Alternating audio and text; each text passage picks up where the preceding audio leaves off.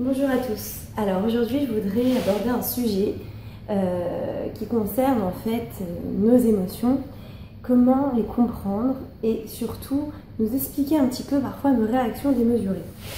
Il arrive très souvent que nous ayons une réaction disproportionnée par rapport à une phrase que l'on nous a dite et nous-mêmes ça nous surprend beaucoup, on s'étonne.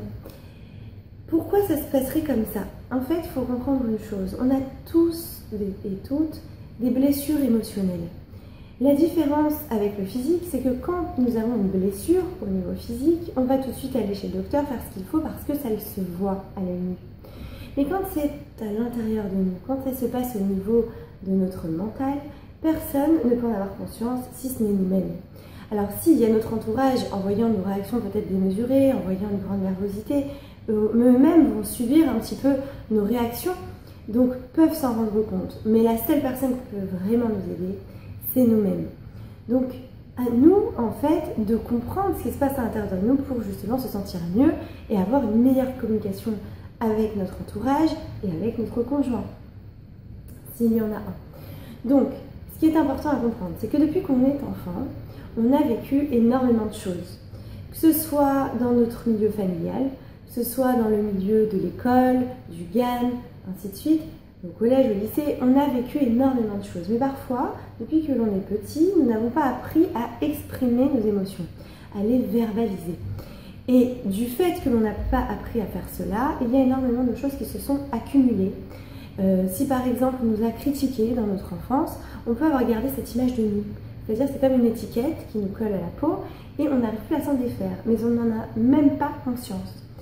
Et du coup, si quelqu'un vient et nous fait une réflexion sur quelque chose qui est déjà douloureux, nous allons avoir forcément une réaction démesurée.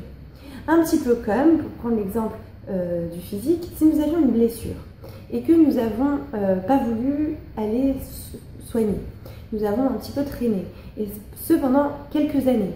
Et donc cette blessure, au début était une petite égratignure, a continué à s'ouvrir, et là elle saigne. Et bon, alors ce que vous faites, c'est qu'à chaque fois vous essayez d'éponger et puis vous laissez. Imaginons que ce ne soit pas dangereux pour la santé, bien sûr. Si quelqu'un vous asseyez un jour, vous avez votre bras là, la blessure est sur le bras, vous vous asseyez et puis tout à coup, quelqu'un vous frôle. Et là vous hurlez, parce qu'évidemment il y a déjà une blessure. Donc c'est très très difficile, ça fait très très mal. Et là, vous accusez la personne qui vous a frôlé. Mais oui, c'est ta faute, regarde, tu m'as fait très mal. Et l'autre ne comprend pas, mais je t'ai juste frôlé.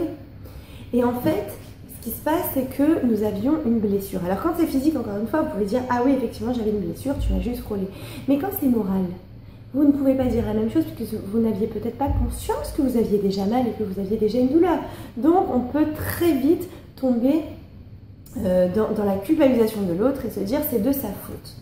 Alors que parfois, c'est simplement une douleur, encore une fois, que nous avons gardée pendant des années et dont nous n'avons pas conscience. Alors pour prendre conscience de cette douleur, d'abord, il faut être conscient, est-ce que nous avons un mal-être intérieur? Est-ce que très souvent, nous nous sentons mal dans notre peau, nous sommes perturbés, ou nous sommes très émotifs, ou on nous dit un petit mot, on est capable de pleurer?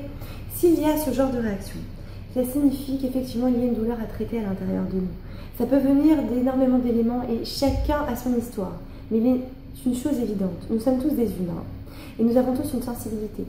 Si nous avons été atteints dans notre sensibilité depuis notre enfance, et c'est très possible, et que nous n'avons jamais traité, alors il est normal de ressentir des souffrances.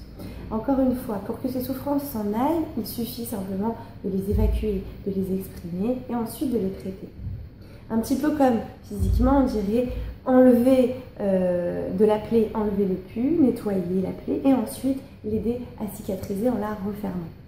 Alors c'est exactement ce qu'il faut faire avec notre esprit finalement, avec notre intérieur que l'on n'a pas conscience qui est là. Et pourtant, c'est notre esprit qui dirige énormément de choses dans notre vie.